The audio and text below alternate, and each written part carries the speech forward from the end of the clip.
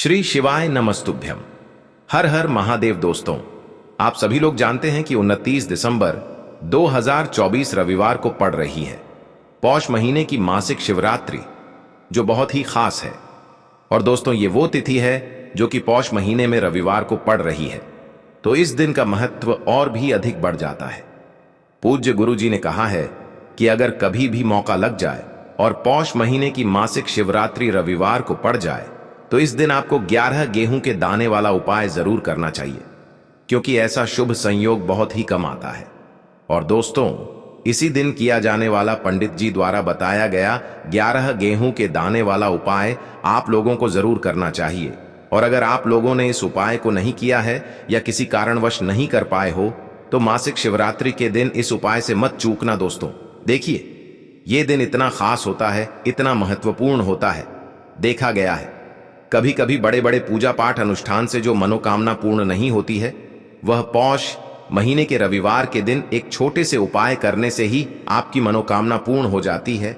और बहुत सारे लोगों ने इस उपाय को किया भी है और उनको इस उपाय को करने का फल भी जरूर मिला है। अगर आप लोग भी इस उपाय को रविवार मासिक शिवरात्रि के दिन करना चाहते हैं तो आप इस उपाय को पहले अच्छे से समझ लेना, सुन लेना, उसके बाद करना। आपको इस उपाय का फल जरूर मिलेगा। देखना, आपकी सभी मनोकामनाएं पूरी हो जाएंगी।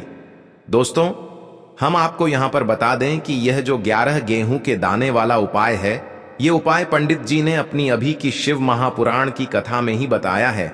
और इस उपाय को करने से आपके घर में चाहे किसी भी प्रकार की दुख और समस्या क्यों ना चल रही हो, आपको उसका कारण भी नहीं पता है कि भाई ये समस्या किस कारण से चल रही है। उसका कुछ भी कारण हो सकता है, जैसे पितृदोष हो सकता है, काल सर्प दोष हो सकता है, या किसी भी तरह का मंगल दोष भी हो सकता है।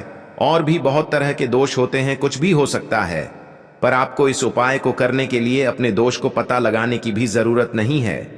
आपके घर में किस कारण से इतनी दुख और परेशानी आ रही है, वह भी आपको पता लगाने की जरूरत नहीं है। बस रविवार के दिन इस उपाय को कर लेना, क्योंकि इसी एकमात्र उपाय को करने से आपके पूरे घर परिवार में सुख और शांति हो जाएगी। आपके घर में अच्छे अच्छे काम होने लगेंगे। आपकी जो भी मनोकामना होगी वह भी हम समझते हैं इस 11 गेहूं के दाने वाले उपाय को आपको करना कैसे है, किसको करना है, किस समय करना है और कैसे करना है। देखो, उपाय बिल्कुल आसान है, बस समझने वाली बात है। ध्यान से समझिए, उसके बाद ही आप लोग जो है इस उपाय को जरूर कीजिएगा।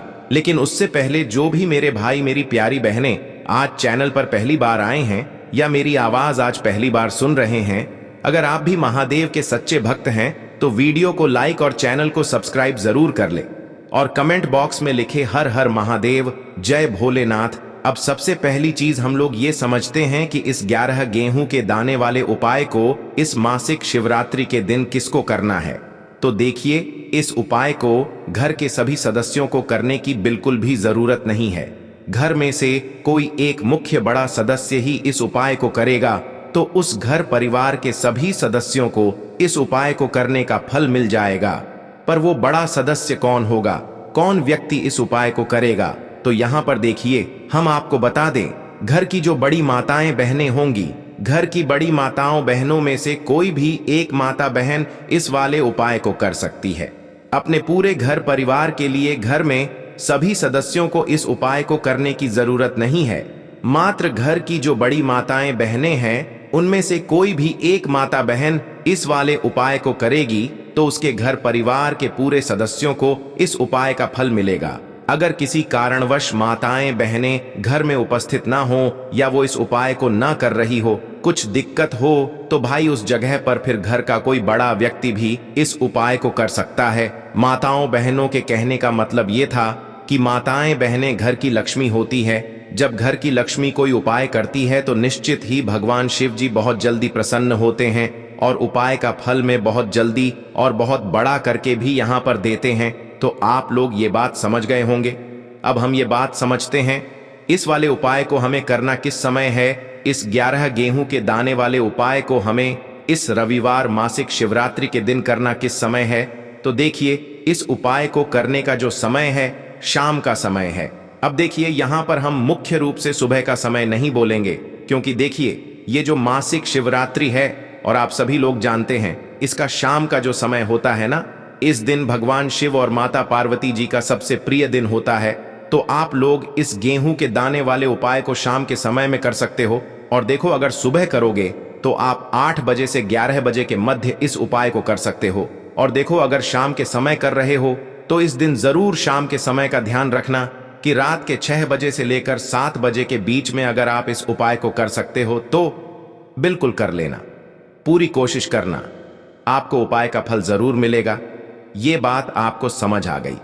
अब बात करते हैं उपाय की। देखो, गुरु जी ने कहा है कि अगर रविवार के दिन मासिक शिवरात्रि पड़ जाए तो इस दिन आपको 11 गेहूं के दाने वाला उपाय तो अवश्य ही करना चाहिए।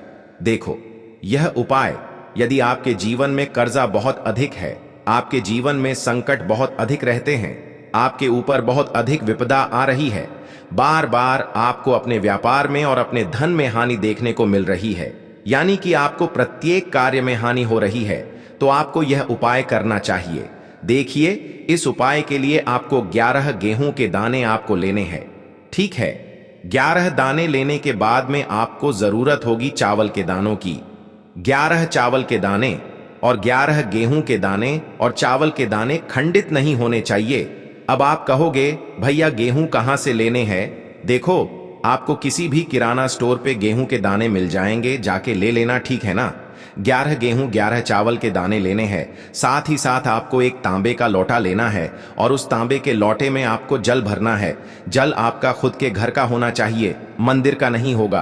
अब आप ये सब सामग्री लेकर पहुंच जाओगे महादेव के शिवलिंग के पास में शाम के टाइम पे प्रदोष काल में। देखो, जब आप ये उपाय कर रहे हो तो अपना फेस रखना उत्तर दिशा, नॉर्थ डायरेक्शन की तरफ। अब यहाँ पे जो मैं आपको क्रम बताने जा रहा हूं ना, उस मेरे क्रम को बहुत ध्यान से सुनिए। महादेव को अगर कोई सबसे प्रिय है ना, तो उनकी सबसे छोटी पुत्री, जिनका नाम है माता अशोक सुंदरी, जो आपके पास में चावल के 11 दाने हैं ना, उन चावल के 11 दानों को माता अशोक सुंदरी के स्थान पर आपको अपना नाम और गोत्र बोलते हुए समर्पित कर देने हैं, है ना। चावल के दानों को रखने के बाद में जो आपके पास में तांबे का लोटा है ना, उस तांबे के लोटे को कहीं पे भी हम जल नहीं चढ़ेंगे। सिर्फ और सिर्फ माता पार्वती का जो हस्त कमल आपको दिख रहा है, यहीं पे गोल गोल आपको समर्पित करना है उसी जल को, और कहीं नहीं। ना तो माता अशोक सुंदरी के स्थान पर, ना तो शिवलिंग के ऊपर, सिर्फ आपको यहाँ पे गोल गोल जलाधारी पर आपको उस जल को समर्पित करना है। अब आपके पास में बचे हुए हैं 11 गेहूं के दाने और बचे हैं। उन्हीं 11 गेहूं के दाने को आपको अपनी मनोकामना अपने विशेष कहते हुए महादेव के शिवलिंग के ऊपर, अगर आप मासिक शिवरात्रि के दिन प्रदोष काल में समर्पित कर देते हैं तो आपकी जो भी मनोकामनाएं होंगी, जो भी विश होंगी, महादेव पूरी जरूर करते हैं। अन्न को समर्पण करने से, उस खासकर गेहूं को समर्पण करने से हमारी इच्छाएं पूरी होती हैं। और अगर वो दिन मासिक शिवरात्रि का दिन हो, तब तो इससे सुंदर संयोग कुछ भी नहीं हो सकता। आपकी इच्छाओं को पूरा करने के लिए बहुत स्पेशल, बहुत प्यारा सा उपाय आप सभी को जरूर करना है। ध्यान में रखिएगा, यह उपाय प्रदोष काल में करना है। देखो, गुरुजी ने कहा है, भगवान शिव के शिवलिंग पर 33 कोटि देवी देवताओं का वास होता है। अगर हम शिवलिंग के सामने कुछ भी उपाय करते हैं तो हमारे सभी देवी देवता हमसे खुश हो जाते हैं। ये उपाय आपको अवश्य करना है। देखो, सुबह के टाइम नहीं कर सकते, ठीक है। अब बात करते हैं अगले उपाय की।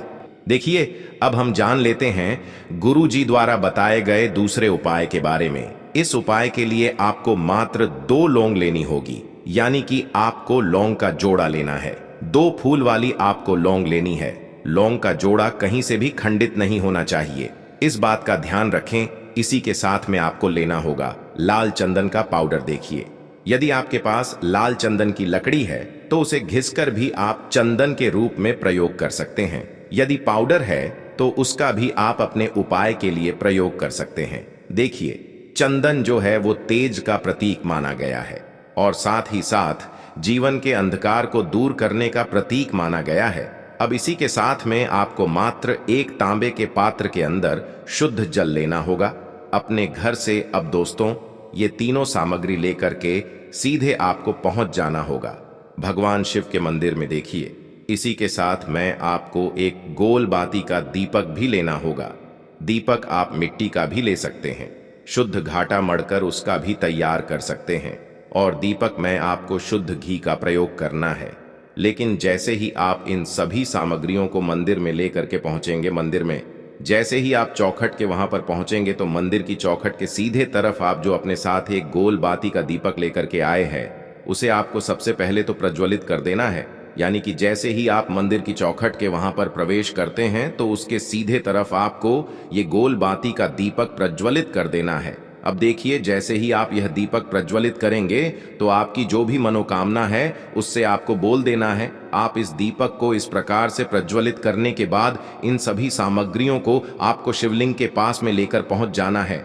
अब देखिए दोस्तों, आपके पास जो एक तांबे के पात्र के अंदर शुद्ध जल है, उसमें से आपको केवल आधा लोटा जल ही भगवान शिव के शिवलिंग पर अर्पित करना है। आधा लोटा जल आपको उसी पत्र के अंदर बचा लेना है। अब दोस्तों, आपके पास जो 2 लौंग हैं, यानी कि लोग का जोड़ा है, उससे आपको अपना नाम और अपने गोत्र को बोलते हुए आपकी जो भी समस्या चल रही है, आपके जीवन में जो भी परेशानी उत्पन्न हो रही है, उन्हें आपको बोल देना है। और ये जो लौंग का जोड़ा है, इसे आपको भगवान शिव के शिवलिंग पर अर्पित कर देना है। जैसे आप ये 2 लौंग शिवलिंग पर चढ़ाएंगे तो अपना हाथ जो है वहां पर आपको रखना है और महादेव से आपको प्रार्थना करनी है कि मेरे जीवन की ये जो परेशानियां हैं, ये सभी दूर हो जाएं।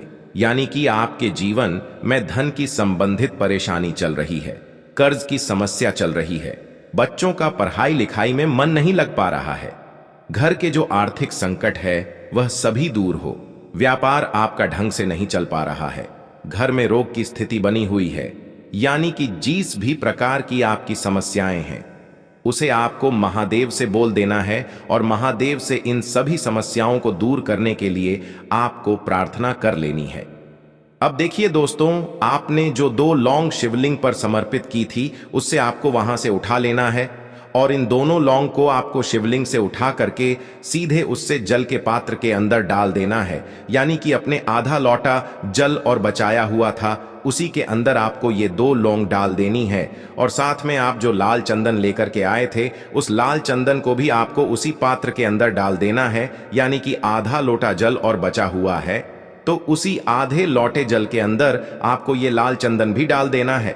अब देखिए, इस आधे लोटे जल में है जिसमें अपने 2 लौंग डाली है, लाल चंदन डाला है, उसे सीधे लेकर के आपको पहुंचना है बेलपत्र के वृक्ष के वहां पर। देखिए, बेलपत्र का वृक्ष यदि आपके घर पर है तो वहां पर आपको आ जाना है। आपके घर के आसपास कहीं भी है तो वहां पर आपको पहुंच जाना है। और उसके बाद आपका जो मुख है वह उत्तर दिशा की ओर होना चाहिए। और उसके बाद आपको अपना नाम और अपनी गोत्र को बोलना है और पुनः अपने जो भी परेशानियां शिवलिंग के पास में बोली थीं, उन्हें आपको वापस से बेलपत्र के वहां पर भी बोल देनी है। और ये जो आधा लोटा जल और है, इससे आपको पूरा बेलपत्र के वृक्ष की जड़ में श्री शिवाय नमस्तुभ्यं इस मंत्र का जाप करते हुए समर्पित कर देना है। तो बस इतना सा उपाय आपको करना है।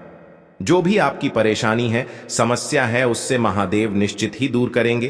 अब दोस्तों, हम जान लेते हैं तीसरे चमत्कारी और विशेष उपाय के बारे में। देखिए, ये उपाय बहुत ही चमत्कारी है क्योंकि इस उपाय से आपके जिम्मे तेज की वृद्धि होगी।